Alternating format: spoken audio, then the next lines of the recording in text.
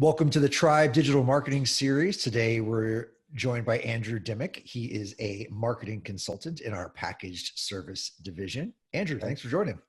Josh, thanks so much for having me. Really excited to be here.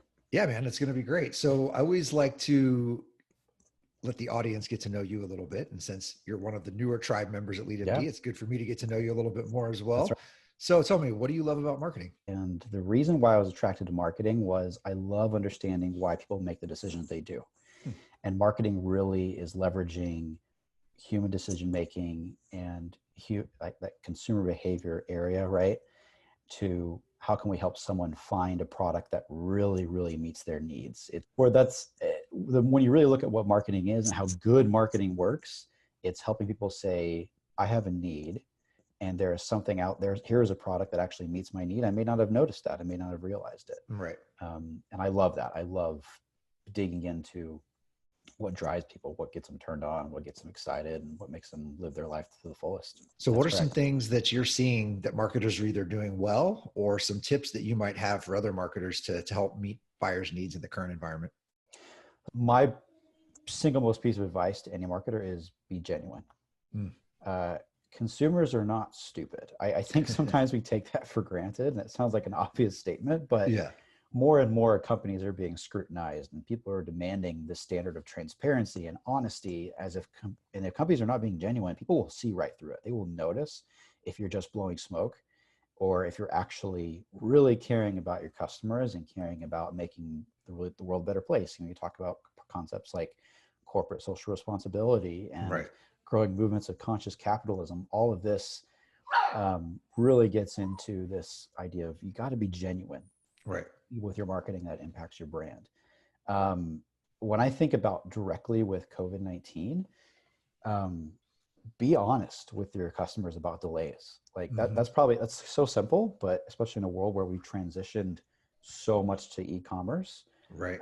even beforehand and now even more so, right?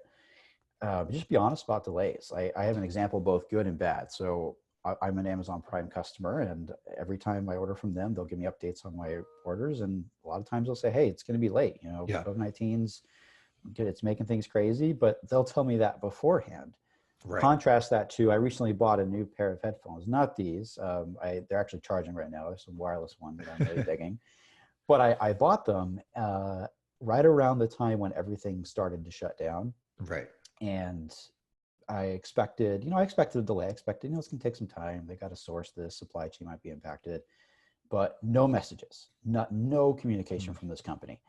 And I sent an email. I said, hey, just wanted to see what's going on. I understand things definitely might be behind.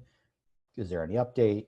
And I was totally okay with it being delayed. Like, I understand, right? I'm Yeah, not, I'm not complete ignorant to the fact that some companies maybe have a hard time sourcing their products right now, for sure.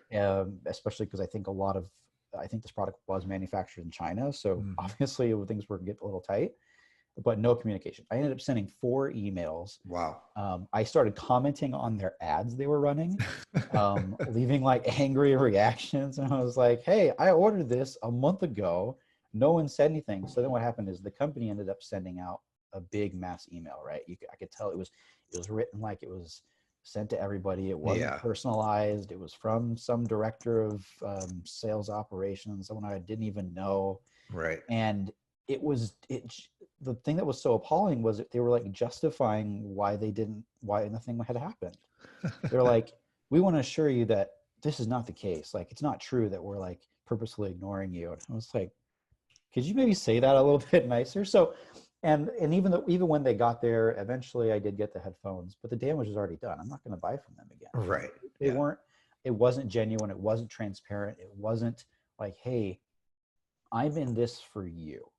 Yeah. So I think another principle outside of COVID-19 that's really important is how you advertise, and like how you display your brand has to be consistent. Yeah. Like one of my favorite things to look at right now is I saw a really funny Twitter post about this. Someone said, I really wish I remember. It basically said, advertising has gone from, hey, buy our product, to we're all in this together, now buy our Our product. product. Right? Like, Yeah. and so people can notice that. People can notice. It's not like I said, customers aren't stupid. Yeah. They can tell when your messaging right now is drastically different from how you were behaving even 3 months ago. For sure. I mean, there's some companies I think are doing a really good job with this.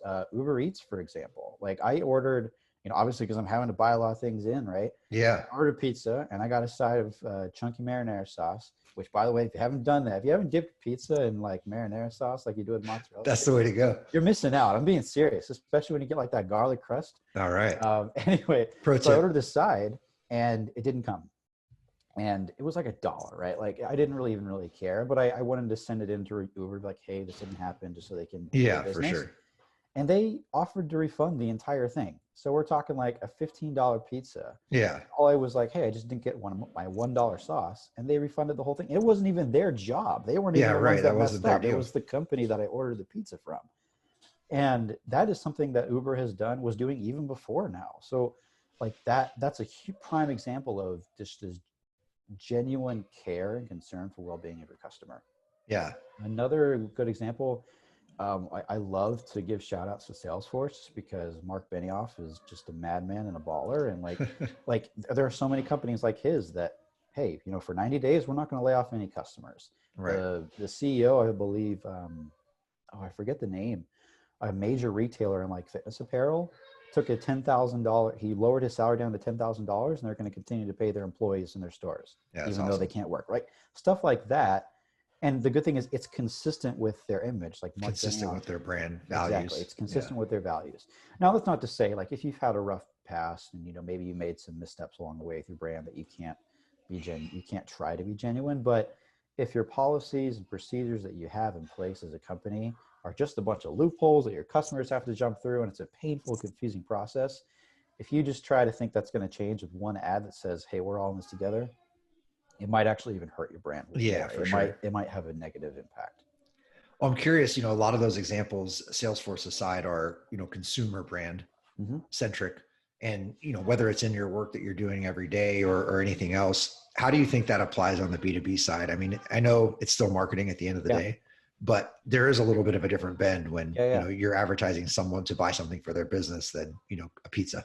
You have to remember that at the end of the day, you can't just buy someone's attention. You have to earn it. And so think about one of the biggest mistakes that advertisers and demand gen marketers make right now is they try to treat all advertising as like this is my first touch. I'm going to get you to buy something. They always, like a lot of people start with the ask right off the bat.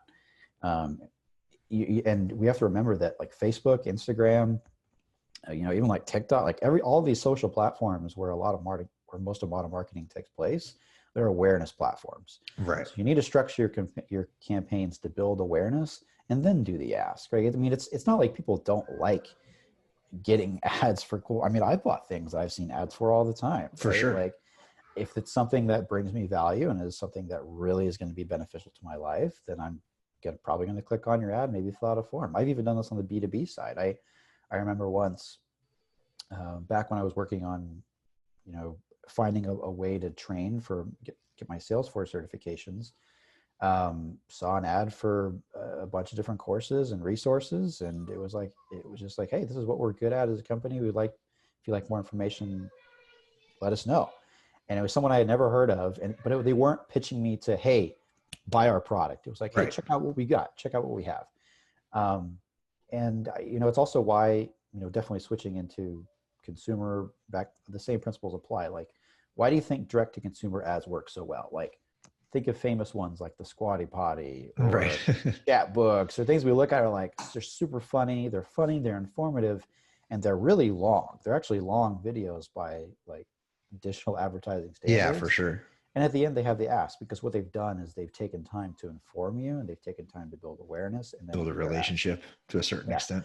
So you can do that with B2B over the course of one video. You can do it over the course of a whole campaign with retargeting or whatnot.